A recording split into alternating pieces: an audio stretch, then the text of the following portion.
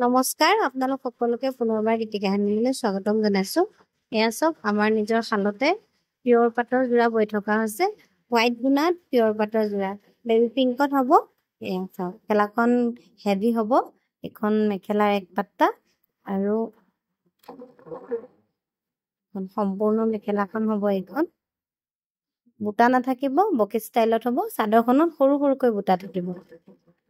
এইখন চাদৰখনৰ আঁচলটো এনেধৰণৰ হ'ব আৰু মাজত এয়া সৰু সৰুকৈ বুটা আছে। কাপোৰযোৰ খুব মৰম লগা।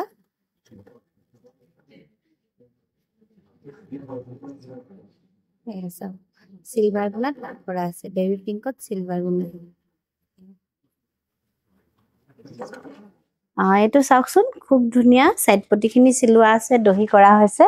মাজত সৰু সৰুকৈ বিন্দি বুটা কাম কৰা হৈছে আৰু আঁচলটো হেভিকৈ কৰা হৈছে। চিলভাৰ গুণাত কাম কৰা হৈছে পিংকত।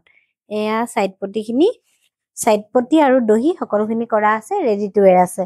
আৰু ইয়াৰে মেখেলাখন হ'ব এখন মেখেলা হেভিকৈ কৰা হৈছে। এইখন চাওক মেখেলাখন ওপৰলৈকে এনেকৈ বকে ষ্টাইলত কৰা হৈছে। এইযোৰ খুব ধুনীয়া এটা যোৰা আৰু ইয়াৰে ব্লাউজৰ পিচটো হেভিকৈ কৰা হৈছে। এইটো চাওক ইয়াৰে ব্লাউজৰ পিচটো।